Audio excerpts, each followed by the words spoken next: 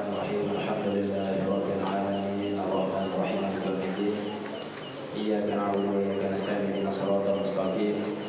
Shiratal ladzina an'amta 'alaihim ghairil maghdubi 'alaihim waladdallin. Wa ila arwahi abaina wa ummahatina wa li jami'il mu'minina wal mu'minat wal muslimin wal muslimat al-ahya'i wal amwat, khususan li rabbina al-ma'ruf Samurai Muhammadin sallallahu alaihi wasallam. Bismillahirrahmanirrahim. Alhamdulillahirabbil alamin. Arrahmanirrahim. Maliki yaumiddin. Iyyaka na'budu wa iyyaka nasta'in. Ihdinas siratal mustaqim.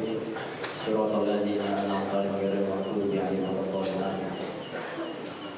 Sebelum kita sama-sama membaca kitab Taqrirat As-Sadidah, bahasa singkatnya maknanya fikih praktis. Sebelumnya kita awali dengan sama-sama kita bermunajat, ya. Kita berdoa kepada Allah, mudah-mudahan apa yang kita cita-citakan, apa yang kita hajatkan dikabulkan oleh Allah Subhanahu wa taala. Terusnya. Bismillahirrahmanirrahim. Allahumma aghnini bil ilmi wa zayyinni bil hilmi wa akrimni bit taqwa wa jammilni bil afiyah.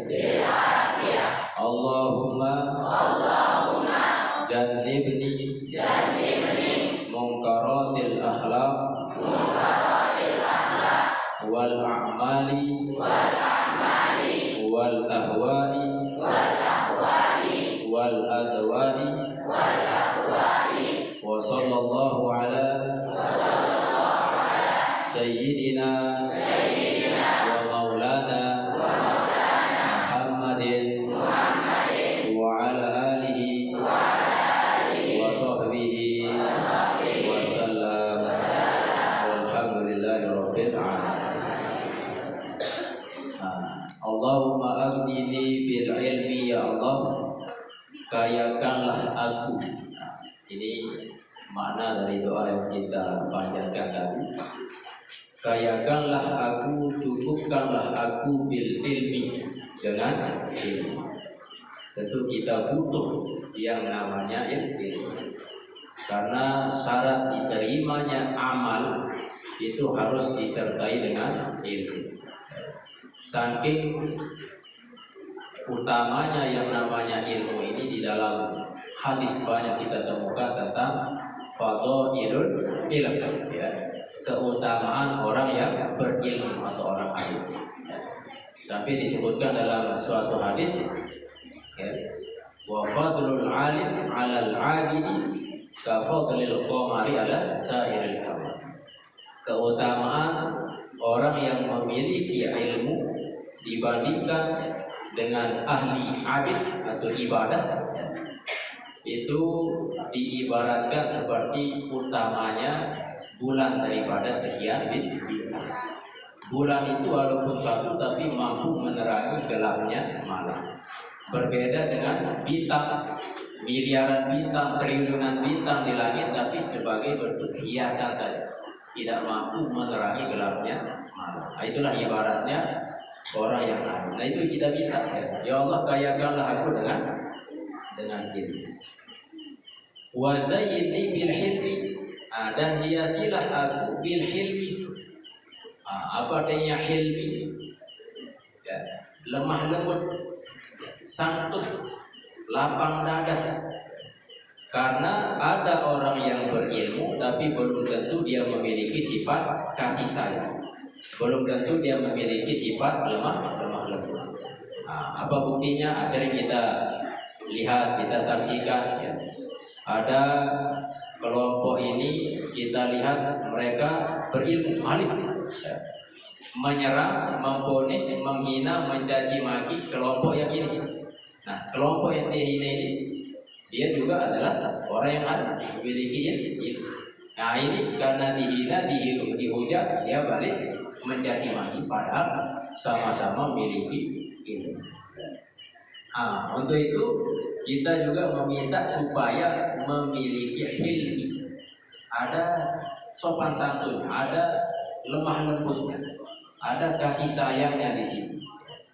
Nah, oleh karena itu, ketika ulama atau orang memiliki ilmu, di samping itu ada hilminya, maka insya Allah ya, tidak akan ada saling hina menghina.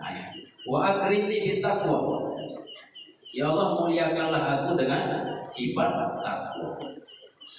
Orang yang mulia pasti karena dia menjalankan ketaatan. Tidak ada ceritanya orang yang jahat melakukan kemungkaran lalu dia mulia di sisi manusia, pasti dia hina. Ya, pasti dia akan dicaci maki, pasti dia akan dikucilkan karena apa? Kejahatan yang dia lakukan. Wajah bil afiyah. Ya Allah, percantiklah aku, hiasilah aku, ya, bil afiyah, dengan keafiatan. Jadi ketika kita minta kesehatan, keafiatan, apa bedanya sehat dan afiat? Kalau sehat itu berfungsinya anggota tubuh sesuai dengan fungsinya. Ya, misalnya mata, apa fungsinya? Bisa melihat. Kaki fungsinya bisa melangkah, berjalan. Ini namanya sehat. Tapi belum tentu afiat. Afiat itu artinya anggota ini berfungsi sesuai dengan petunjuk Allah. Mata bisa melihat, tapi melihat yang baik-baik, maka itu namanya sehat dan afiat. Kaki bisa melangkah, itu namanya sehat, tapi melangkah ke tempat yang baik-baik namanya sehat wal afiat. Maka kita di samping minta mengharap kepada Allah sehat, juga minta yang afiat. Ya. Allahumma jannibni munkaratil akhlak. Ya Allah, jauhilah aku dari kemungkaran akhlak, kejelekan akhlak.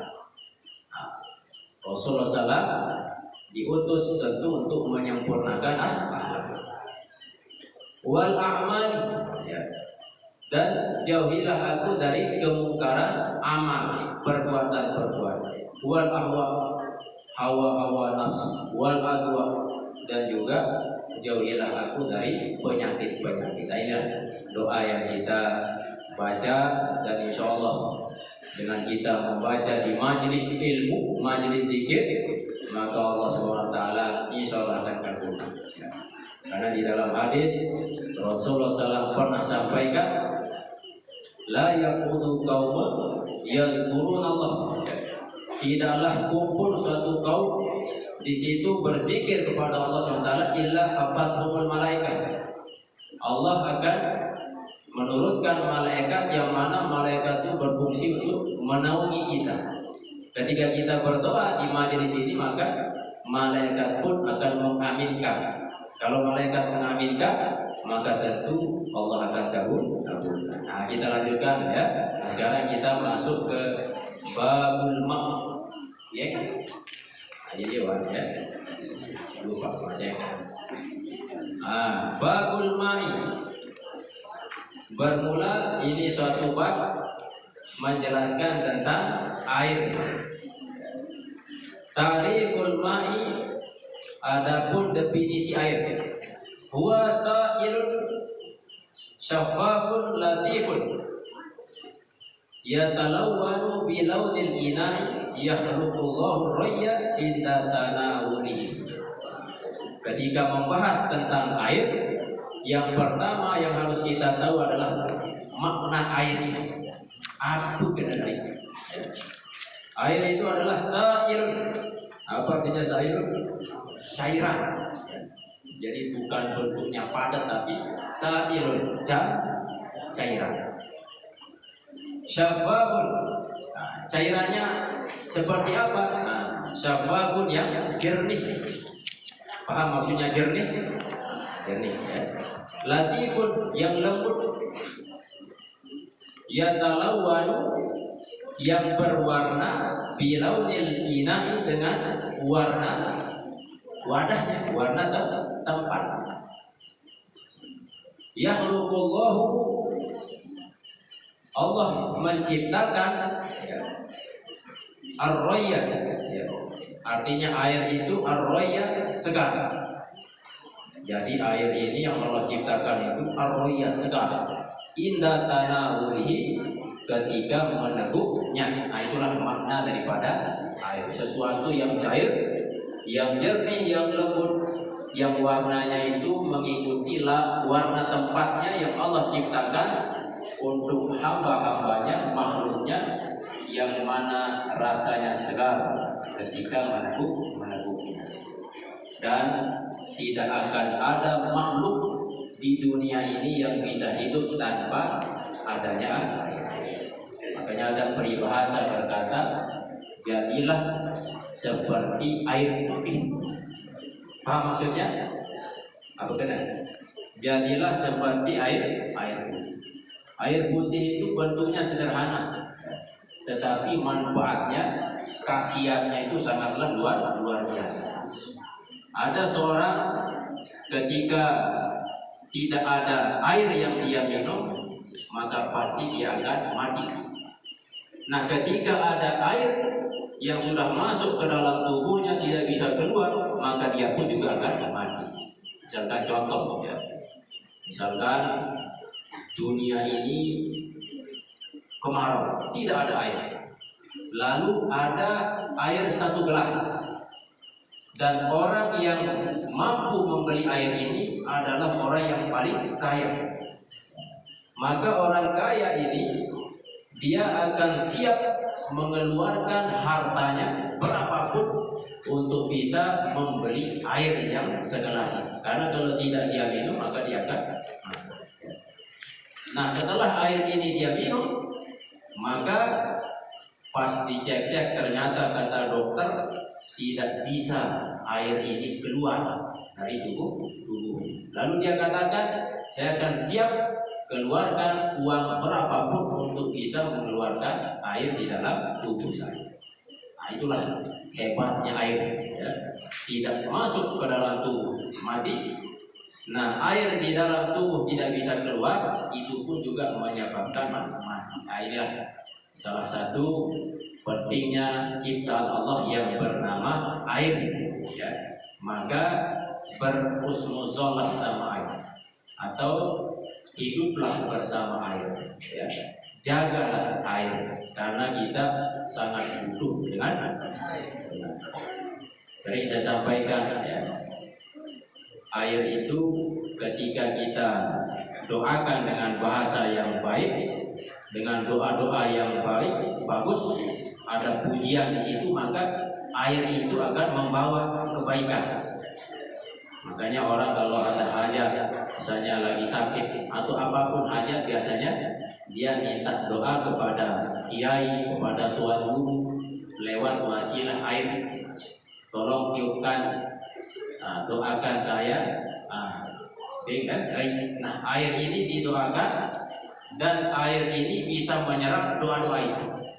Ketika air ini kita minum, maka tentu ada kebaikan yang diperoleh oleh tubuh kita. Sampai ada seorang peneliti dari Jepang, ya. Ada air diambil dari satu tempat, dipisahkan oleh 2 gelas yang berbeda. Nah, gelas pertama didoakan, ditiupkan dengan doa-doa, ya, kalimat-kalimat baik, kalimat-kalimat bagus. Nah, gelas yang kedua, air itu dihina, dicaci.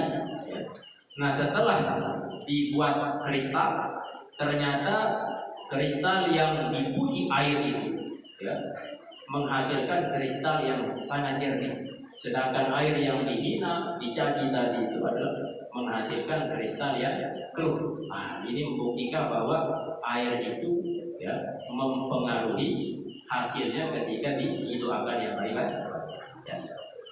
Oleh karena itu air, ya, seperti yang saya sampaikan tadi, jadilah seperti air putih, sederhana tetapi bisa bermanfaat. Dan tentu seperti yang sering kita kaji, ya, dalam kajian ilmu tasawuf, bahwa anasir Unsur-unsur penciptaan manusia itu ada 4. Ada api, ada apa lagi? Angin, ada air, yang keempat apa? Tanah. Nah, air itu sifatnya apa? Dia pasti mencari sesuatu yang lebih rendah. Makanya sujud, gerakan sujud itu adalah gerakan yang paling disukai oleh Allah SWT, karena saat sujudlah ya itu diibaratkan air. Ya. Jadi ketika orang sholat itu ada 4 gerakan utama mewakili 4 unsur. Ketika kita sholat, gerakan pertama adalah berdiri. Nah, berdiri itu adalah sifat api. Sifat api ya. Api itu kalau kita bakar pasti dia tegak ke atas. Nah, orang yang sholat ketika berdiri sejatinya dia memperbaiki unsur api di dalam tubuh. Nah, terus yang kedua, ruku. Ruku yang sempurna ketika ujung kepala sampai apa namanya king ya. Nah, itu sejajar. Nah, sejajar itu sifat angin datar. Nah, yang ketiga sujud. Sujud itu adalah unsur air. Nah, sujud itu posisinya kepala kita di bawah, sedangkan bagian pantat kita di atas. Ya. Nah, yang keempat adalah unsur tanah. Nah, itu ketika kita duduk. Nah, jadi 4 gerakan sholat mewakili atau memperbaiki 4 unsur penciptaan manusia. Salah satunya adalah air. Cara memperbaiki air di dalam tubuh kita yaitu dengan sujud. Nah, sujud merupakan gerakan yang paling disukai oleh Allah. Kenapa? Karena saat sujudlah ya kepala kita posisinya lebih bawah daripada hati kita. Artinya hati kita berada lebih tinggi daripada kepala kita. Biasanya orang ketika dia sombong ya, pasti merasa dirinya paling hebat. Nah, yang paling tinggi posisi tubuh kita adalah kepala. Ya. Sampai arah dengan ketok otak belit siap, karena kepala ini posisi paling atas, paling tinggi. Sampai mahkota PC ditaruh di kepala. Ah, kesombongan itu identik dengan kepala. Nah, tetapi ketika kepala yang kita agungkan, kita tinggikan, ya, kita posisikan paling atas, saat sujudlah kepala itu berada di bawah. Kita injak tanah yang memang kita injak dan posisinya itu ada kepala kita di situ. Ya, makanya bilang seperti air yang selalu merendah diri. Ya, jangan berlaku sombong. Ya.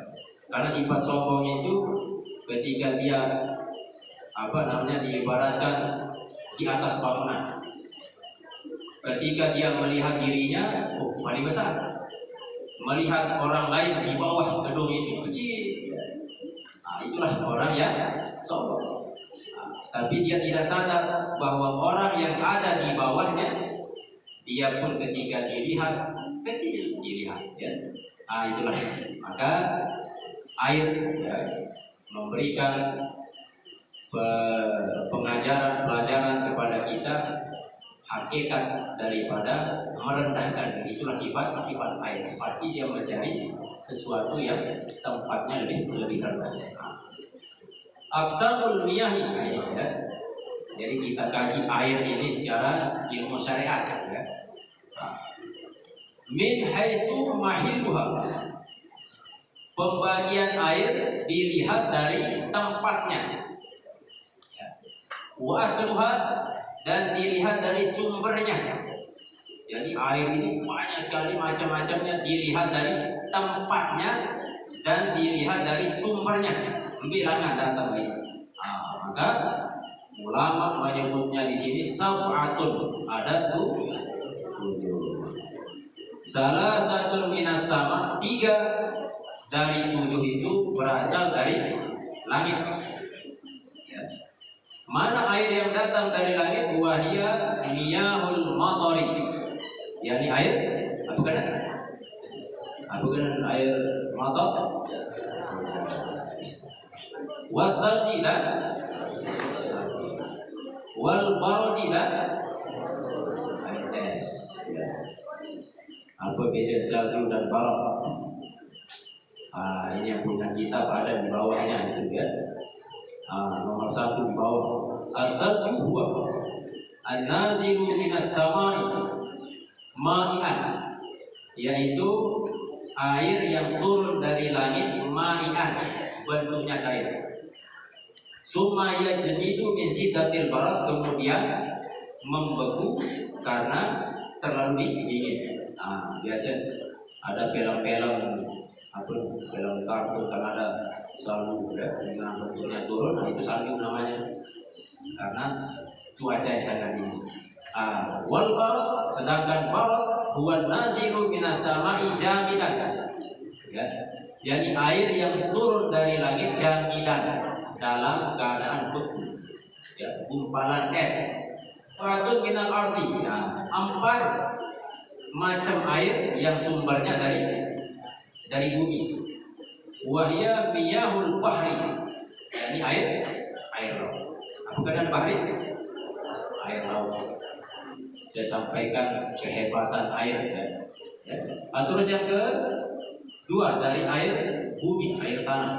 Wal bi'ri, air sumur. Wan nahri, dan air apa keadaan air nahri? Sungai. Wal aini, dan air mata air. Air yang jumlahnya 7 ini itu semuanya boleh untuk kita jadikan alat untuk bersuci. Jadi ini ilmu dasar ya. Air dibagi 7. 3 dari langit, 4 dari bumi. Yang dari langit air hujan, air salju, dan air es. Air dari bumi, air laut, air sumur, dan air sungai, dan air mata air. Artinya air sumber ya. Sama itu asal katanya dari sama akar katanya dengan ismun. Apa dengan ismun? Nama. As-sama atau ismun akar katanya sama. Maknanya dari kalimat as-sumu artinya tinggi. Yang kedua asimah artinya tanah. Maka nama ya, nama itu adalah tanda yang harus kita tinggikan. Paham maksudnya? Jadi kalau kita panggil seseorang, ya tandanya harus jelas. Minimal tandanya itu adalah nama. Makanya ismu itu diartikan nama karena tanda. Ya. Kita bisa tahu ini siapa ya lewat nama. Makna yang kedua, as-sama atau ismun itu adalah as-sum, tinggi. Makanya diartikan as-sama itu langit ya, karena dia posisinya tinggi, berada di atas. Ismun, nama itu harus ditinggikan, ya, harus kita junjung tinggi namanya. Ini harus kita pegang nama santri, ya. Ada huruf sin, sering saya sampaikan. Terus yang kedua huruf nun, yang ketiga huruf ta, yang keempat huruf ro, santri. Ini jadi moto kita. Apa itu santri? 4 huruf ini. Pertama sin. Sin itu adalah satrul aurat.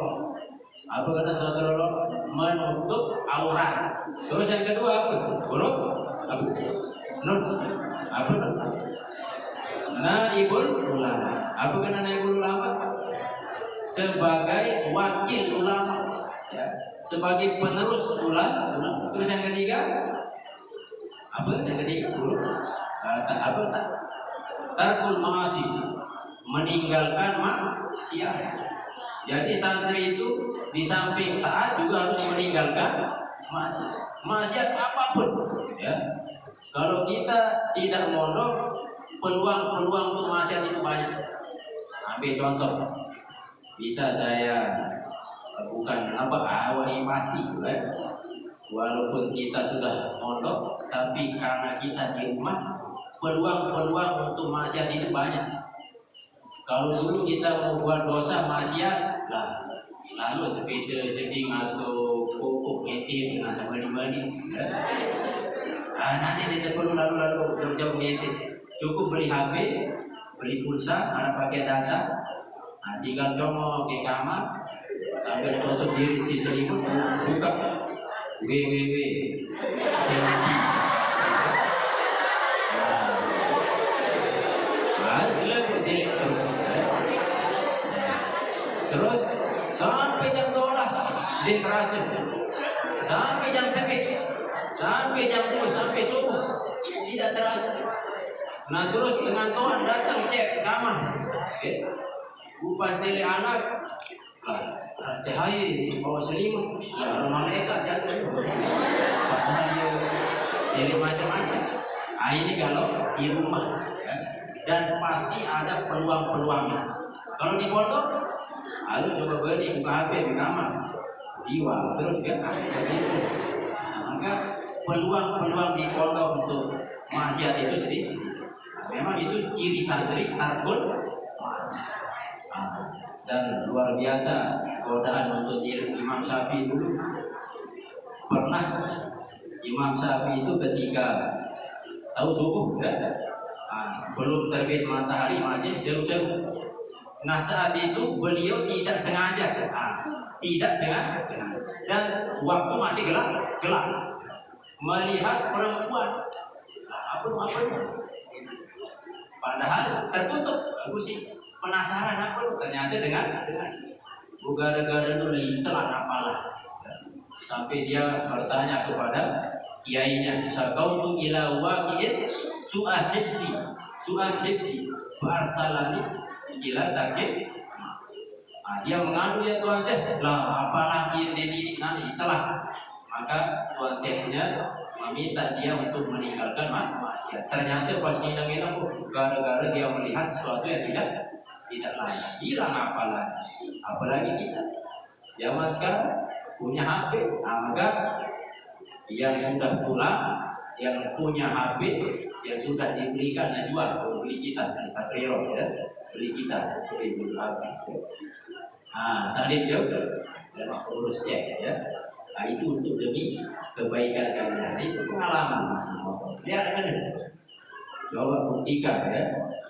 Kita akan pernah membuka Facebook, buka status sampai subuh, tahun wajib. Coba buka kita 5 baris dan mulai sebenarnya karena itulah hebatnya setan, hebatnya itu. Ada sebuah peneliti berkata, ketika kita mengkonsumsi sesuatu yang misalnya narkoba, ketika kita makan makanan ini, dia akan merusak 2 bagian kepala di otak kita. Tetapi kalau kita melihat sesuatu yang parno mata kita ya, maka 5 bagian otak yang akan rusak. Makanya hati-hati dalam hal melihat. Lalu wah dele sekali apa nih? Penasaran. Mani.